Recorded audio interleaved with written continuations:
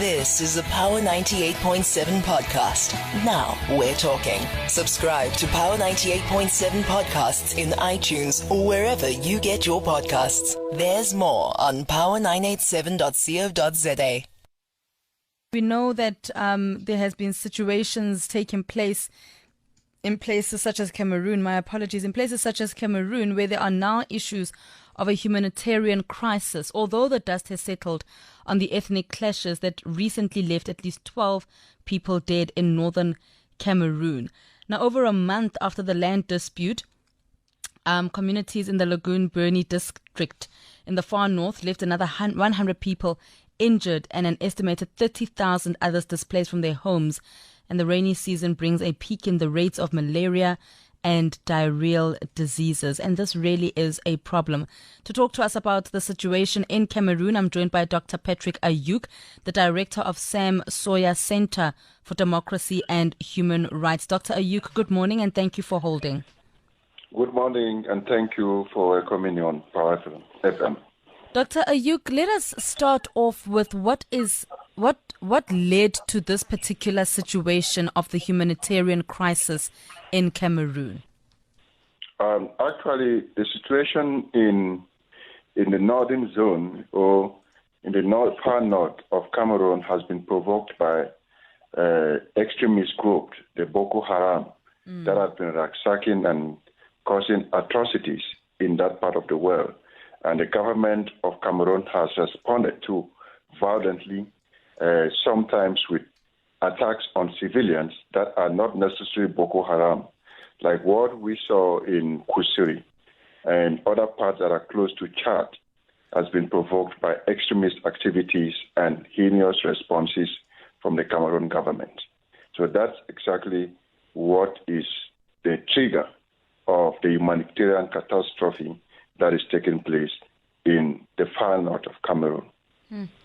Dr. Ayuk, when we speak about the humanitarian crisis, what are we seeing happening in the northern parts of Cameroon? Yeah, in the far north, actually, we are talking about people that have been left at the point of destitution because of government intervention. We're talking about individuals like a few years ago, we saw how some women were blindfolded and shot while having babies on their backs as a matter of extrajudicial killings and by the government, the Cameroon government forces. We've also heard about extremist group, the Boko Haram, causing atrocities in those areas. But besides the far north, there is a greater human carnage that has been caused on the people of southern Cameroon. Maybe you've not heard about this. That is the Anglophone territory, formerly known as the Anglophone territory of Cameroon. It is made of two zones, the northern and southern zones of southern Cameroon, a former British Trust territory that used to be under British administration, under the United Nations. And that was supposed to have its independence in 1961, October 1961, and had to join Cameroon under a federated agreement. So recently, from 2016, the people decided to protest using a peace plan calling for the right to self-determination, which is an inalienable right. And the government of Cameroon since 2017 has reacted through a declaration of war. And since then, there has been huge human carnage. As I speak right now, there are more than 1 million refugees in Nigeria and other parts of the world. There are millions of people that have been internally displaced. Hospitals have been burned down by the military. There are more than 500 villages that have been burned down. Human beings have been destroyed and frosted in their houses. There is a lot of human carnage that is happening in that part of the world. We talked about the Ngabu massacre, which took place on the 14th of February 2020, wherein 21 civilians were brutally massacred by the Cameroon military. Among those civilians were 13 children, and among those women that were pregnant. We talk about mass rapes. 21 women were mass raped in Ibam village, and most of them impregnated. We're talking about the Kumba massacre on the 24th of October in 2020, wherein in San Francisco Bilingual Academy, wherein 7 school children were killed in school. There are a lot of things going on. The Menka massacre, the Penying massacre, what is happening in Port West, Somali, and extrajudicial killings are taking place. There is a lot of human, crimes, humanitarian issues that are happening. That in fact, the Norwegian Refugee Council has called this one of the most neglected displacement conflict with mass atrocities. The Holocaust Museum or the Center for Genocide actually termed what is happening in southern Cameroon as a genocide. And as we speak now, on the 1st of October, which is a few days to come, this is the day that the people of southern Cameroon considers as their independent days. So it's often commemorated or celebrated. And as I'm talking, there will be mass atrocities that will be taking place, because every year on that day, there are always mass atrocities with government trying to shut down or push people not to speak or to protest or to carry out activities relating to this day. Samsoya Center for Democracy and Human Rights was actually named in respect and honor of Samsoya, who was brutally murdered. He was beheaded on live camera by the Cameroon military in order to push or to intimidate the people of southern Cameroon not to protest or to stand for their rights. So there are a lot of human atrocities that are going on in this part of the world that require immediate intervention. What kind of, you mentioned that on the 1st of October, we will be seeing more atrocities because it is their Independence Day, or supposed to be their Independence Day. You've mentioned some of the atrocities that we have seen. Would we be expecting those kind of atrocities to continue, or will there just be something even more? I don't know how much more can you do when you rape 21 women. Sure. Yes, some will occur. And on the 22nd of September 2017, when it started, the government used helicopter gunships. Some people were taken to higher heights and dropped in the dense forest. There were mass graves all over the place. Mm-hmm. And it happened again in 2018 and 2019 and 2020. And of course, 2021 will be indifferent. There will be such atrocities that will take place on that day. This is the government method to carry out systematic ethnic cleansing so as to stop the people of southern Cameroon from protesting or carrying out activities that represent their identity. The people are fighting for the right to self-determination. And so the government will always do that. And until the world stands up and try to protect humanity, nothing will stop the regime from doing that. They're using it as a leeway. The silence of the world is giving the Cameroon government and the repugnant regime a leeway to clamp down on the civilians.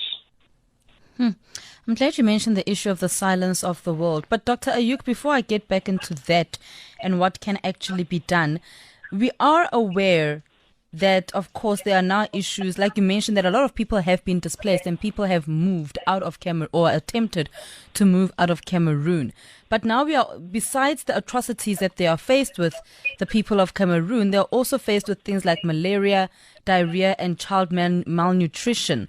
And these are health problems on their own that they now have to deal with too. Yes. In one of the interviews that I had on Power FM, actually when COVID-19 started, we highlighted that Cameroon is facing 2 epidemics. The COVID-19 epidemic that is destroying life, and the epidemics that have been created by the war going on in southern Cameroon and, of course, in far north. So those epidemics, those health issues, will always know that Cameroon is within the tropics. It's a tropical country, and mosquitoes are areas that are highly infested by mosquitoes, especially during the rainy seasons. So those are strong breeding grounds for mosquitoes and other diseases. for malaria and other diseases. Now there is a huge number of people that have been displaced. Millions of people are internally displaced. When you talked about more than 500 villages with an average population of 5,000 people in each village being displaced because their houses have been burned down, then they don't have shelter. They don't have anywhere to go but to get into the dense forest. Now, there are a lot of jungles there. Besides malaria, people are exposed to wild animals and other things. And in the area of malnutrition, there is most of the people are also faced with hunger and famine because of they don't have, some of their farming tools have been seized by the government. The military goes around seizing farming tools like machetes and hoes and so on and so forth in the name of taking weapons from what they call separatists. So how are they going to farm? And in other cases, most of the military get into their farms, their livestock are being killed. You see goats and pigs being killed, Some of the crops are destroyed, So where are these people going to have food to feed? Where are they going to have? And most of the economy depends on subsistence agriculture. If you don't have people that can do subsistence farming, how are these people going to survive? What is the source of revenue? Where is the source of their nutrition? This is a huge problem. So it is not only about the death toll, it's not only about the mass atrocities, extrajudicial killings, it's also about health, it's also about hunger. There are a huge level of social insecurity that is going on in this part of the world. And there are also huge human rights that are being violated, Dr. Ayuk? Yes, of course. There are a lot of human rights violations, as I mentioned, of 21 women being gang raped by the military, and all of these women were pregnant in a Bam village. We are talking about a violation in terms of moving into somebody's house, pulling that person out. We talked of people like John Ojong, who was pulled out of his house in Import Village and summarily executed by the military. We talk of Eno Thomas. We're talking about Best Joe and so on and so forth that we have in our database that were actually pulled out of their house and summarily executed. We talk about mass graves that are taken up. We talk about babies as old as 1 year, like baby Martha, who was left on the sofa because the parent ran away when the military broke through the door into their houses. And when they noticed that the parents they have run away, they decided to pour so many bullets on the head of an innocent baby like baby Martha. We're talking about Mama Apia, who was roasted in her house because she couldn't run away because she's so old to run away. There are so many people. We're talking about human rights abuse by stopping people from having access into hospitals. We're talking about people that have been injured and they are pulled out of their hospital beds and summarily executed by the military. And the doctors or nurses that are obstructed or punished for treating those that have been injured because the government suspects them to be separatist fighters. So these are heinous crimes. These are extreme human rights violations. So we need the world to look at this. These are some of the atrocities of extreme proportion that we need to highlight to the world. Dr. Ayuk, has there been any organization that is possibly able to go into Cameroon to assist some kind of relief? At the moment, we have medical related organizations like Médecins Sans Frontières or Doctors Without Borders that are going there. But the situation is not easy for them to have access and give treatment to people because the government also stopped the military to try to block humanitarian access and treatment to these areas. So a few years ago, that was in 2018, we decided to carry out a seminar or a conference that took place in New York, Geneva, and Johannesburg, led by the Sam Sawyer Center for Democracy and Human Rights, and other human rights groups and religious leaders. And we submitted a petition to the Human Rights Commission that was taking place in Geneva for the United Nations to send an independent fact-finding mission to this area to investigate the level of atrocities that are happening, and to ensure that belligerents or those who violate human rights are called into book, and to create some sort of a ceasefire so that people can have access to treatment and people can have access to food and other humanitarian support. But since then, this has not happened, and we still need to keep on insisting so that the situation on the ground can improve. But how can the situation improve when there is a deadly war going on in this part of the world? And is government doing anything in Cameroon? The government of Cameroon, of course, knows that it is trying to force people to submission.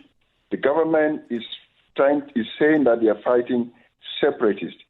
The people that are fighting call themselves self-defense group. They call themselves restorationists because they feel that they are restoring the independence that was stolen to them through a federated agreement in which two countries or two people of equal status, the Southern Cameroonians and the French Cameroonians, came together to form the Federal Republic of Cameroon, which has been depleted over time because of constitutional violations by the Cameroon government. So the Cameroon government has always operated in this way to always force the people to submission. So the people of Southern Cameroon have lived in a state of servitude for a very long period of time. So there is nothing that the government is doing. The government is rather blocking humanitarian access, is rather blocking institutions, organizations that are trying to have access into this territory, and is flattering the world that they are managing the situation, of which they are not managing. Recently, people were encouraged to drop down their arms and go to what the government call disarmament centers. But unfortunately, a few days ago, one of the people that dropped their arms and decided to go to the disarmament centers created by the government was tortured. Yannick Kawa is actually now, there are rumors that maybe he has lost his life, but we know he is now in the hospital under critical conditions. Some have been pulled out of the disarmament center and summarily executed. So these are things that are taking place, and it shows that the government is not ready to deal with this crisis. The government is not ready to act or to listen to the people and go onto the negotiation table and dialogue with the people without preconditions. Dr. Ayuk, you mentioned the issue of the silence of the world. I mean, if you say that the government is not ready, then surely the world should be ready to do something about the situation in Cameroon. Yes, that's right. But contrary to that, there is nothing the world is saying.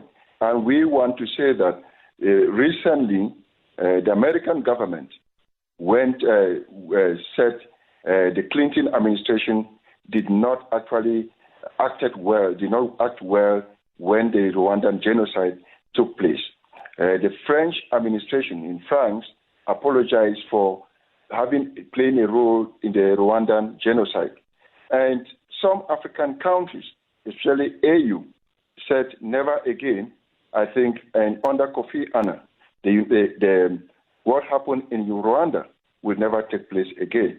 But today, another Rwanda is taking place in southern Cameroon, and there is ultra silence from the world. You know, we need governments to speak. We need the South African government to speak. We need the African Union to speak out. The Cameroon people of southern Cameroon are known as a people, expressed by the United Nations or the African Union Mission for Human Rights. The people are known as a people because they come with unique cultural background, unique identity, and unique way of looking at things, both in their educational system or the legal systems are unique. So those are the qualities of a people. They are unique in terms of their cultural identity and, of course, their colonial background. So these people need to be protected as a minority. They need to be protected as a people. But nothing is happening. You know, in less than a year, the American Senate passed Resolution 684, asking the Cameroon government and the separatist group to actually dialogue, stop the atrocities, or they will be carrying out action that are like imposing travel ban on people that are promoting atrocities in southern Cameroon. But nothing has taken place. It has been a talk shop no action has taken place. So we need religious leaders, we need humanitarian organizations, civil society groups, we need the media, like other media groups, to come on board and make the world to understand that there is another Rwanda taking place in southern Cameroon.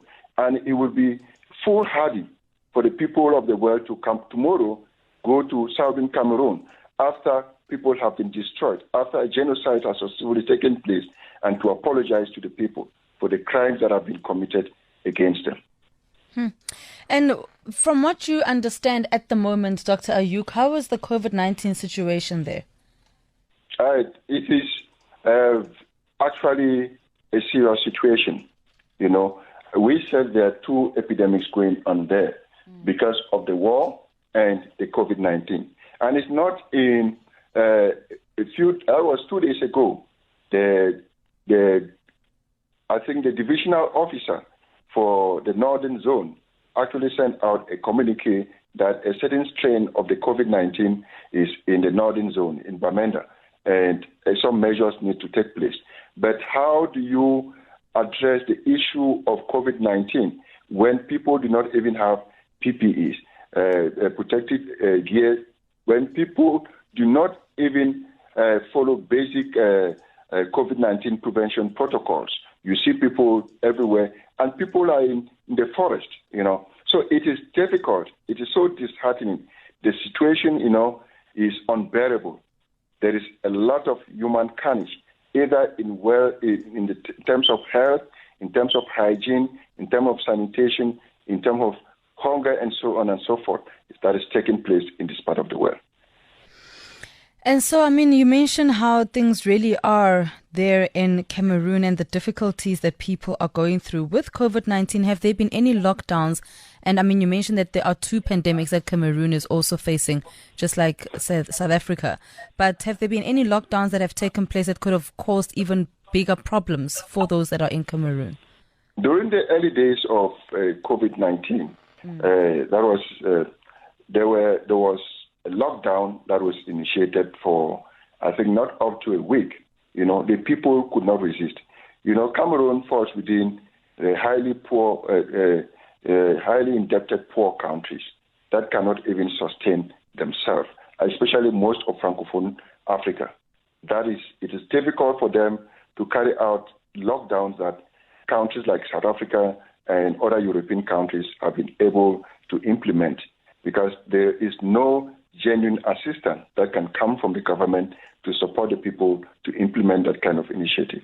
So in less than a week, everything went loose. People were open. They had to go back to their normal activities, and so on and so forth.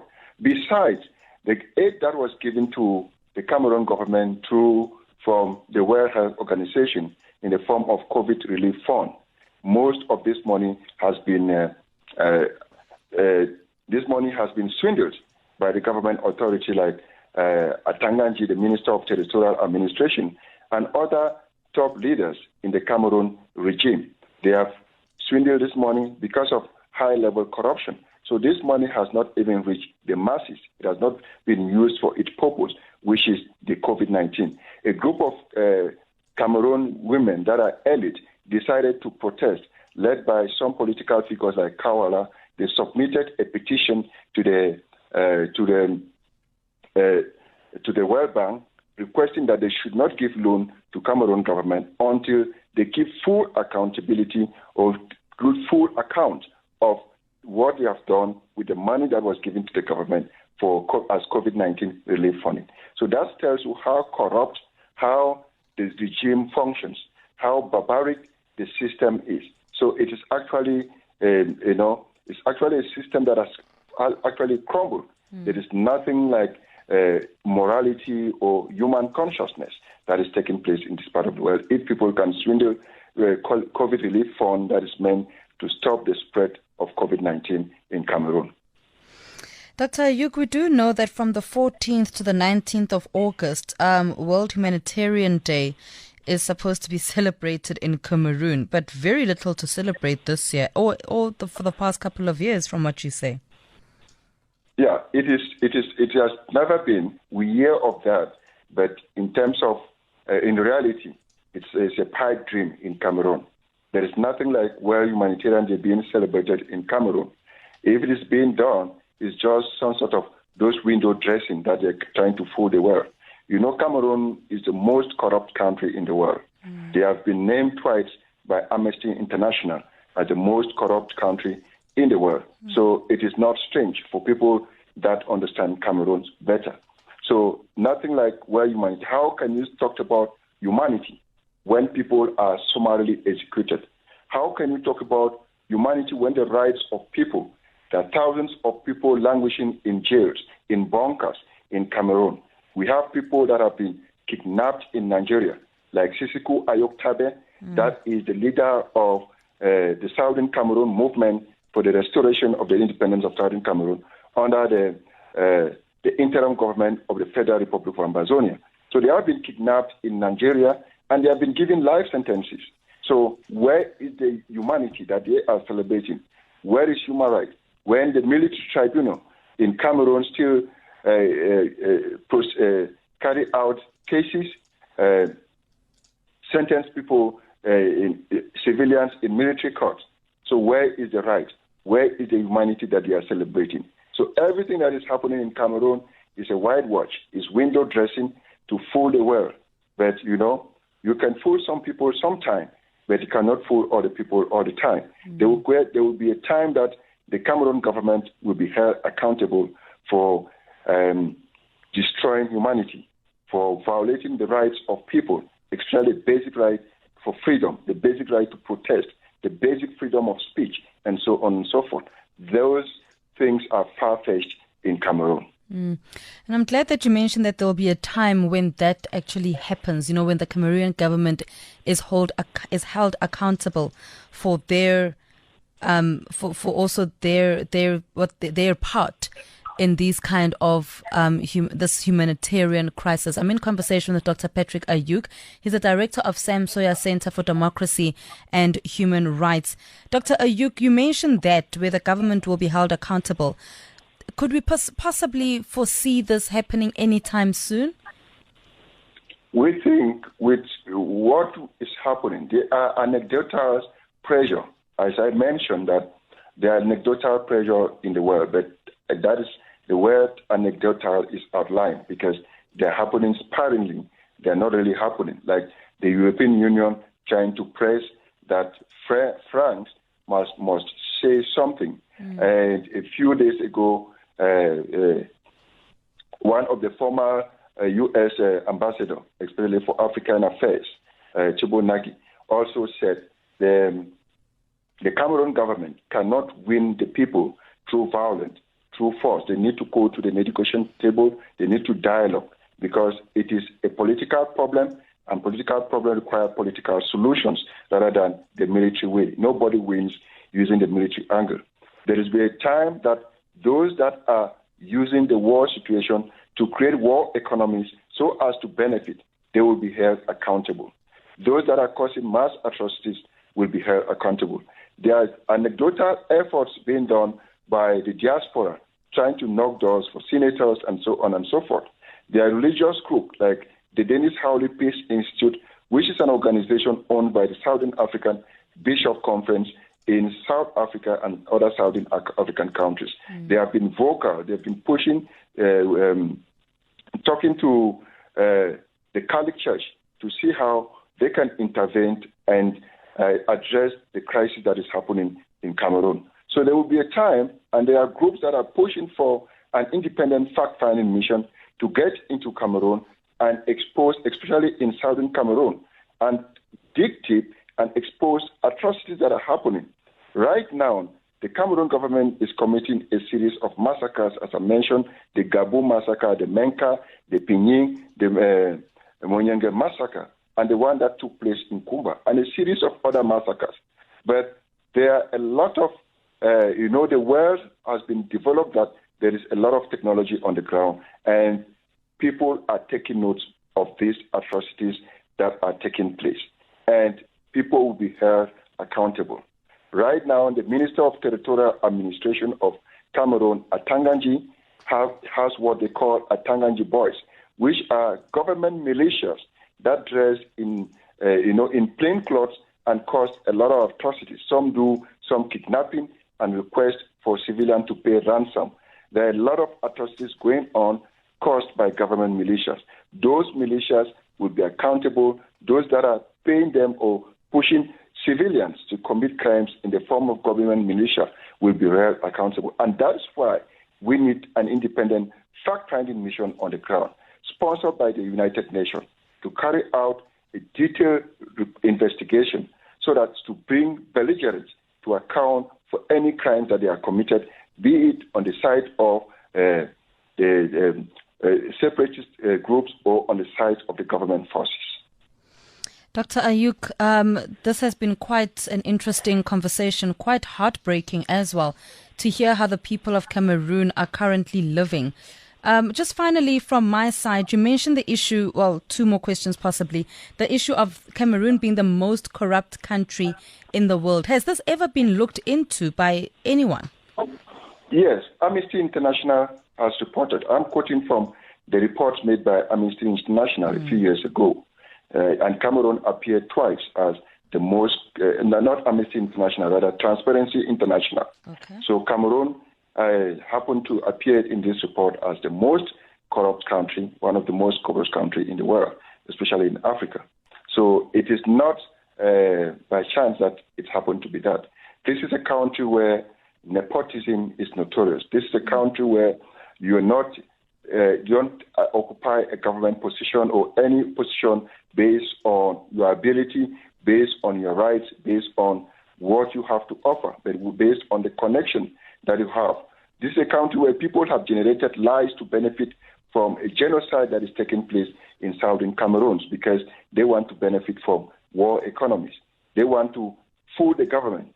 And what do you expect from a country that has an alien president, a president that is as old as 88 years, President Paul Biya, ruling the country? How do you expect him to manage the country at such an advanced stage of age? So it is very difficult. He knows nothing. Even the war that is taking place, he is the commander-in-chief who left Ivory Coast and landed in Cameroon to declare war on the people of southern Cameroon.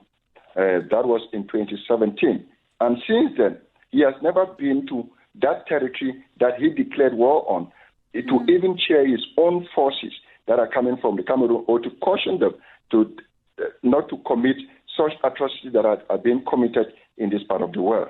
So this is the level of corruption and naivety. This is the level of misleadership that is happening in that part of the world that the world doesn't know. So if you can have somebody of as old as 88 years that have been ruling for more than 30 years, how transparent is that? Is that democracy? I don't think that is any kind of democracy. That is a form of democracy for strong states and for repugnant regime. Of course, democracy without opposition. Because when you try to oppose, then you either lose your life or you will be put in an underground bunker. You mentioned the issue of the president, and that is where my next question is leading to. Do you foresee there being a change of how things are going in Cameroon? Of course, it will take a long time for things to normalize somewhat in Cameroon, but do you foresee there being a change if he is removed from power and somebody else is brought in? I don't see any change in the nearest future, even if President Paul Biya is forcefully removed from power or through natural causes. I don't see any change because the historical factors are there. These are deep-rooted problems which, their undercurrents are high. Especially what is happening in southern Cameroon is a problem caused by a failed neocolonialistic agenda. It's a problem that has been caused by incomplete decolonization. So until the decolonization process is completed, whether Paul Biya is still alive or is dead or is removed from power, it will not change the situation. The people of southern Cameroon feel that they have been cheated, they have been robbed for a long time. They have been subjugated, treated as second-class citizens, and they have been in servitude for a very long period of time. And they feel that it is their right to defend their own rights. So they are defending what belongs to them. They are defending their identity. They are defending the southern Cameroon's territory. And they see the Cameroon government and they see the French system as an oppressive and a repugnant system that has been imposed on them. So until this is realized and rectified, a true, genuine dialogue, so that the people can choose, either through a referendum or whatsoever, to decide things that influence their own life, things that govern them, then there will not be a lasting solution. So the lasting solution can come from genuine peace. And genuine peace can only be involved when leaders of the world, of any formation, come together and force the Cameroon government and the people of Southern Cameroon to come together and dialogue and under no circumstances, without any form of preconditions, so that they can talk and solve this problem amicably through a well-justified way. So without that, I don't think there will be any lasting solution. Even within the French Cameroon territory, where you have political parties, you have people like Kamto, who is the main opposition leader, that he has been in house arrest for a long period of time because he is protesting against the war that is taking place in Southern Cameroon. The French Cameroonians are also protesting against the carnage. Some of them are having pity for the people of Southern Cameroon. They are having sympathy for these people, and they are saying that what the government is doing is not fair. So until this is solved, then we can see genuine justice, genuine peace, and sustainable change in Cameroon. Without that, it will be a big problem. Thank you so much for your time, Dr. Patrick Ayuk. He's the director of Sam Sawyer Center for Democracy and Human Rights. Thank you for your time. Thank you for your insights into the... Thank you for providing me the platform, and thank you to listeners of Power FM. Thank you. That is Dr. Ayuk. We've been speaking about the atrocities and the crisis in Cameroon. Quite sad. I mean, the most corrupt country in the world. And he says that the lasting solution will come from genuine peace, which will mean that world leaders need to force the people of Cameroon to actually have a dialogue. And he's really calling on the UN and the world to go into Cameroon, do an independent fact-finding mission to figure out what has been happening in Cameroon and to really just try find a solution. I mean, it is terrible. It is absolutely terrible how the people of Cameroon are currently living. You can, of course, join in the conversation, or you can just give us a call on anything that is on your mind, 0861 987 000, or tweet us at PowerFM987 at @Segomoagi_. You've been listening to a Power 98.7 podcast. For more podcasts, visit power987.co.za or subscribe wherever you get your podcasts.